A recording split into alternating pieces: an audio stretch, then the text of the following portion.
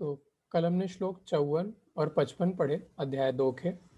श्लोक 54 में सुप्रजा माता जी ने हमें बताया कि अर्जुन ने भगवान से जो प्रश्न पूछे हैं उसकी भी चर्चा हुई है। यहाँ पे अर्जुनवाद से ये श्लोक शुरू हुआ था।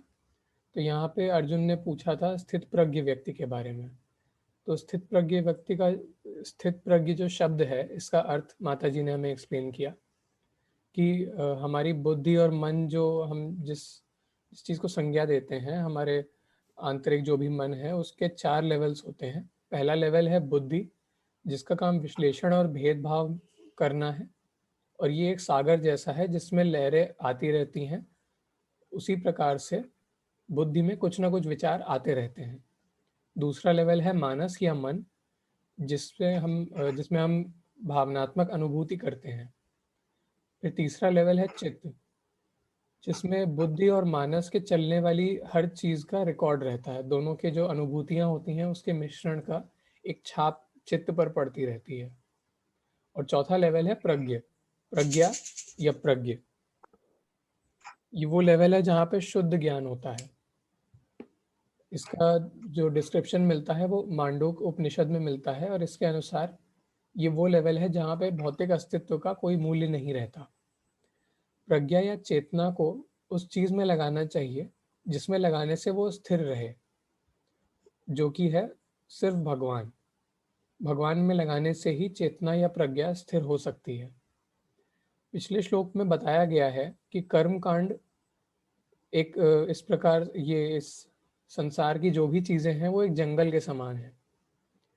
अगर इससे बाहर निकला जाए, अगर कोई व्यक्ति इससे बाहर निकल जाए तो उसे स्थित प्रज्ञ माना जाएगा। तो स्वाभाविक प्रश्न ये है कि स्थित प्रज्ञ व्यक्ति के लक्षण क्या होते हैं।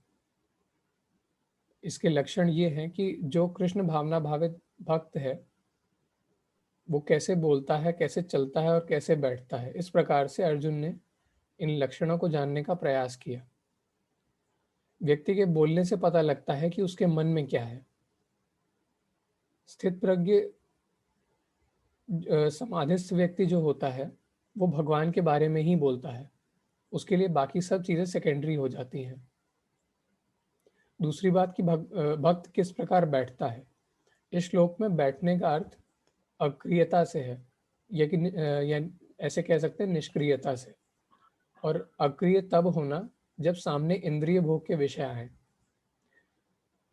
जो स्थित प्रज्ञ व्यक्ति होता है वो इस प्रकार से, जब उसके सामने इंद्रिय भोग के विषय आते हैं तो ऐसा आचरण करता है जैसे कछुआ अपने अंगों को अपने कवच में समेट लेता है बाहर कोई भी खतरा देख के। भक्त किस प्रकार चलता है, यानी कि उसकी जो क्रियाएं होती हैं वो किस प्रकार की होती हैं। तो इसका उत्तर ये है कि वो सदा भगवान के कीर्तन में, उनके नाम के प्रचार में ही अपना समय लगाता है। फिर श्लोक 55 को हमें अखिलेश प्रभु जी ने एक्सप्लेन किया कि भगवान ने यहाँ से इस श्लोक से पहले प्रश्न का उत्तर देना शुरू किया है कि स्थित प्रज्ञ व्यक्ति के लक्षण क्या है। यहाँ पे मनोधर्म शब्द का उपयोग हुआ है। मनोधर्म से अनेक इंद्रिय भोग की लालसाएं उत्पन्न होती हैं, जैसे समुद्र में अनेक लहरें उठती रहती हैं। अब यहाँ पे अखिलेश प्रभु जी ने एक एग्जाम्पल दिया था चित्त, बुद्धि और मानस के बारे में, कि अगर कोई व्यक्ति मदिरा पान कराए तो पहले उसका असर हमारी बुद्धि पे पड़ेगा, और बुद्धि उसके सही और गलत का विश्लेषण करेगी या एनालिसिस करेगी।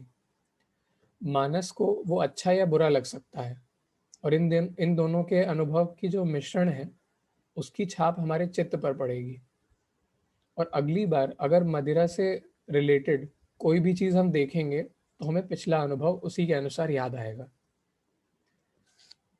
भगवान में लगी हुई चेतना को सबसे बड़ा सुख मिल जाता है। ऐसी चेतना खुद से ही अन्य इंद्रिय भोगों से हट जाती है। और यहाँ पे एग्जाम्पल हम बार बार डिस्कस करते हैं कांच और हीरे का, कि अगर हमें हीरा मिल जाए तो हमारे लिए कांच का कोई मूल्य नहीं रह जाएगा। अगर व्यक्ति अपने आप को भगवान का दास मान ले तो कोई समस्या ही नहीं है, क्योंकि समस्या उसे होती है जिसमें स्वामी बनने की लालसा होती है। स्थित प्रज्ञ व्यक्ति के एक और लक्षण है कि वो सदा प्रसन्न रहता है।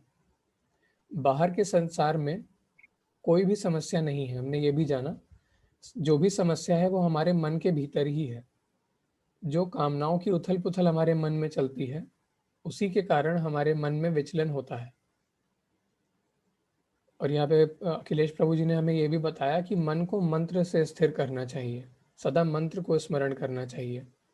और हम जिस मंत्र का जाप करते हैं वो है हरे कृष्ण महामंत्र। फिर उषा माता जी ने इसको आगे बढ़ाते हुए हमें बताया कि मन में जो लगातार विचार बदलते रहते हैं, उसके कारण हम अस्थिर रहते हैं।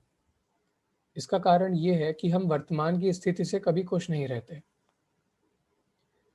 जैसे अगर कोई केवट जो नाव चलाता है, वो नदी किनारे जब नाव लगाते समय चलता है तो उस पे उसके पैर में कंकड़ पत्थर चुभते हैं। वो सोचता है कि अगर वो धनवान हो जाएगा तो वो नदी के किनारे कोमल कपड़ा बिछवा देगा, जिससे ये कंकड़ पत्थर उसे नहीं चुभेंगे। लेकिन वो ये नहीं सोच पाता कि अगर वो धनवान बन जाएगा तो उसे नाव चलानी ही क्यों पड़ेगी। भगवत गीता में भगवान ने डिजायर छोड़ने को कहीं नहीं कहा है। उन्होंने डिजायर को बस सही जगह लगाने को कहा है। अगर कृत्रिम रूप से डिजायर को रोकेंगे तो हमारे अंदर व्याकुलता होगी। लेकिन अगर डिजायर को भगवान में लगा दें, यानी कि सर्वोच्च स्थिति में लगा दें, तो हम बाकी इंद्रिय भोगों को अपने आप ही छोड़ देंगे।